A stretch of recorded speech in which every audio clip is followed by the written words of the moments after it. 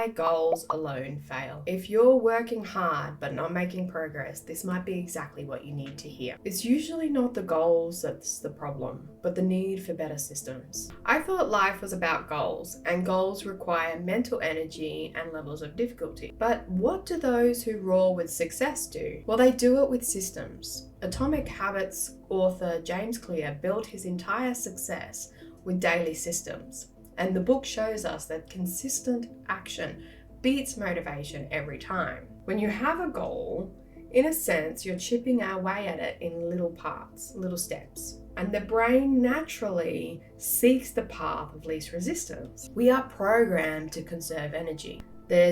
Unless there's a good reason. And you can see this in any success of a company that reduces effort. Dishwashers being invented for less effort for cleaning up after meals, to fast food, which has been created because there's less effort to cook. We can see this everywhere. Online shopping, which requires less effort to leave the house. So every billion-dollar company exists because it's profitable to reduce effort. Now, the moment a task starts feeling really hard, our biology creates this space known as save it for later. The only way to override this is to give your mind a bigger reason, to make the reward outweigh the resistance. Humans could be prone to laziness, but we'll put in the effort for a high reward. Goals show us milestones, but the systems we repeat daily turn it into a way of life. A well-built system removes this resistance, it conserves energy and allows us to progress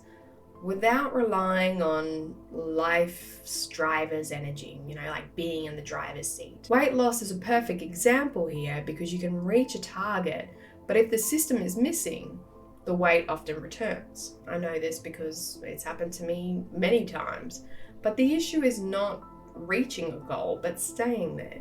So without a system, our old habits take over and we fall back into their cycle. We're always in a system, but we live in a solar system that's made up of celestial objects. We're connected by forces within our bodies, a digestive system to break down the food we eat. All procedures that we know of have a systematic way of doing something. Everything can be broken down to a part in a system, and these parts can be significantly optimized. I optimize every space I operate in.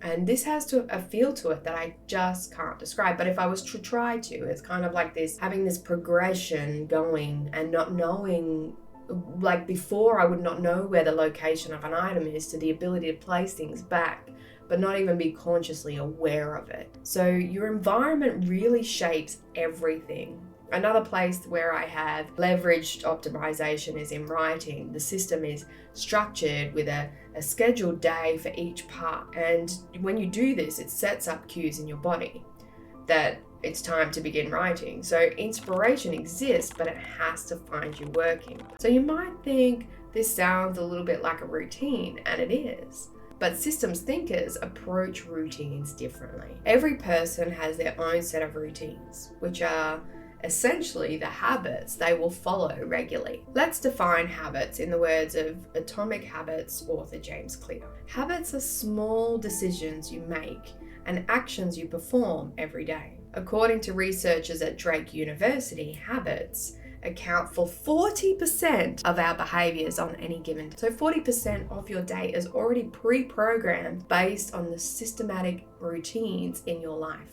When you break down a system, you can tweak it for the better, and it's game-changing. Take a look at how a morning routine can be optimized. Before optimizing, you might stumble into the kitchen, put the kettle on, stand there for half an hour, dazed to make a coffee, can't find your keys, search through yesterday's pants, and then rush out the door. Sounds familiar? That's how I lived most of the beginning of my working career. Compare that to a system afterwards when I understood what optimization is. So I boil the kettle whilst in the shower. I'm time saving. Keep everything by the door. Your resources and steps are mapped out. You design the flow of your morning so that there's no need for waiting or wasted energy. Now this routine has an intention of being cyclically effortless.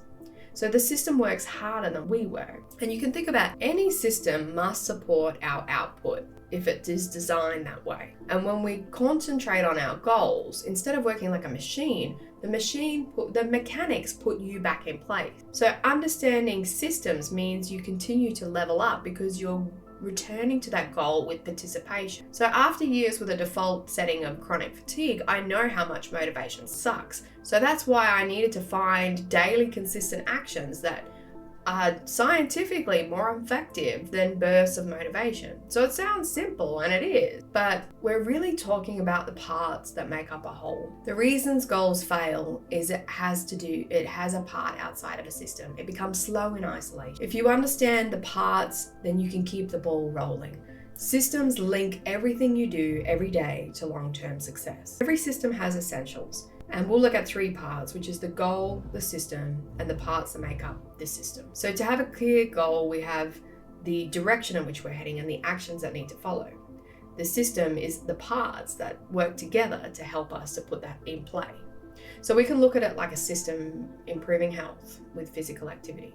The goal would be making exercise a consistent part of your day. The parts that would be required might be shoes, towel, water bottle, a good night's sleep the night before, but you keep all these action steps in line with a system that helps you to succeed with that path. Or you could think about a system for business. You might have a business goal of lasting and increasing your revenue, but the parts are tracking finances, giving feedback, reviewing key indicators. This is just the beginning, but you can see how there's lots of parts that make up this bigger goal. You don't rise to the level of your goals, you fall to the level of your systems. James Clear. You can think of it like this. Whenever you lose focus after succeeding, you return to the habits that kept you from the next progression. But if you optimize systems and a lifestyle that keep you there, you will focus on a system that will eventually sustain itself. You end up tuning the actions beyond the finish line, and the systems improve with repetition. The fastest way to identify the parts of any system is to write a checklist, and everything related to your goal will reveal itself. And when you do this, you will spot which ones repeat, and everything that repeats can be optimized.